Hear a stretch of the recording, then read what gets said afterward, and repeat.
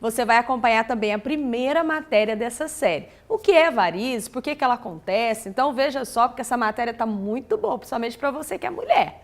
Doutora Viviane, tem muita gente que está em casa e fala assim, bom, às vezes eu tenho um vasinho, mas agora como que eu vou fazer o tratamento? O tratamento são várias etapas, né? A gente vai só dar uma pinceladinha no que a gente vai começar a falar de tratamento, porque na próxima matéria, você que é mulherada, que gosta de ficar com a perna bonita, nós vamos falar sobre tratamento estético, viu? Agora a gente vai dar uma pinceladinha, assim, quais os tratamentos que tem. Então, estético tem também a cirurgia, né? Porque não é só estética, gente. Tem coisas assim que são mais sérias que a gente precisa cuidar, né, doutora? Na verdade, não é só ir lá fazer uma aplicaçãozinha, não, né? Exatamente. Como eu tinha te falado, por conta desses vários graus que existem, né, da doença, nós vamos realmente ter vários tipos de tratamento.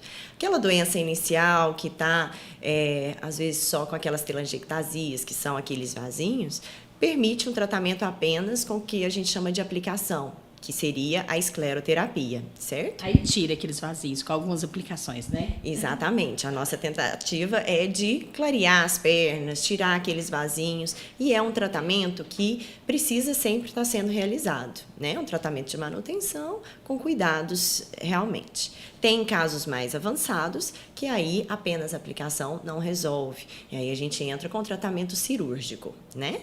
E outros casos que às vezes nós associamos o tratamento clínico. Alguns pacientes com uma doença mais avançada, às vezes que não têm condições cirúrgicas, entramos com o tratamento clínico apenas. Seja o uso da meia elástica, de medicação, dá para a gente tentar, ou às vezes juntar todos os tratamentos, seja o tratamento clínico, cirúrgico e estético também.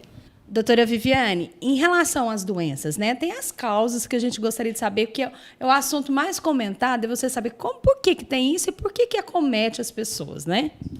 Com certeza, é importante a gente esclarecer nossos pacientes com algumas causas, né? Nós temos algumas causas secundárias que pode vir por conta da trombose venosa profunda, que pode causar refluxo na veia e, decorrente disso, vir a formar varizes.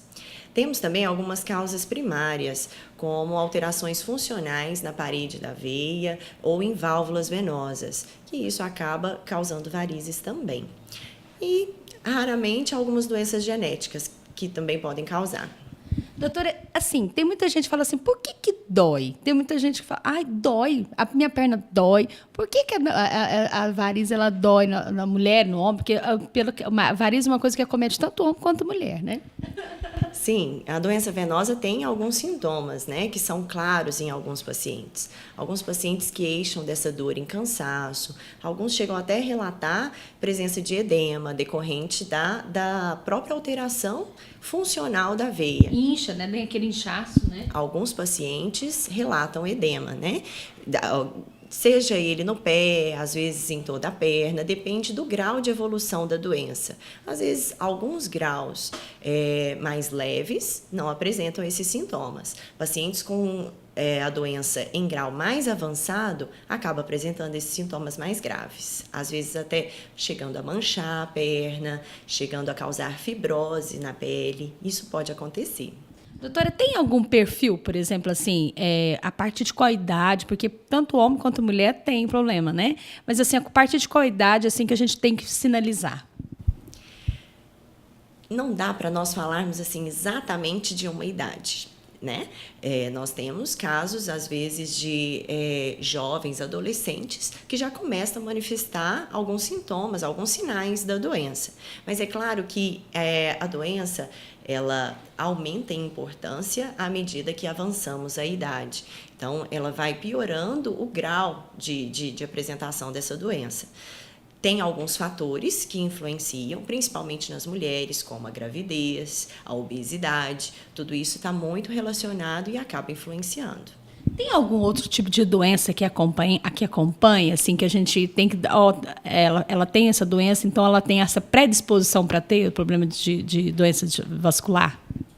Em relação à doença venosa, mais relacionado à trombose venosa profunda, que é a grande preocupação, né, dos pacientes, por conta das complicações que ela apresenta, nós temos assim alguns cuidados em relação a um paciente oncológico que tem uma predisposição maior, às vezes por conta de uma síndrome paraneoplásica, que pode apresentar com maior facilidade a trombose venosa profunda, que é a nossa grande preocupação. E alguns pacientes que às vezes são submetidos a cirurgias longas, né? Aquele paciente que às vezes fica bastante tempo acamado, ou paciente idoso, esse já tem uma predisposição, um fator de risco que a gente chama, né? Para apresentar a trombose venosa profunda.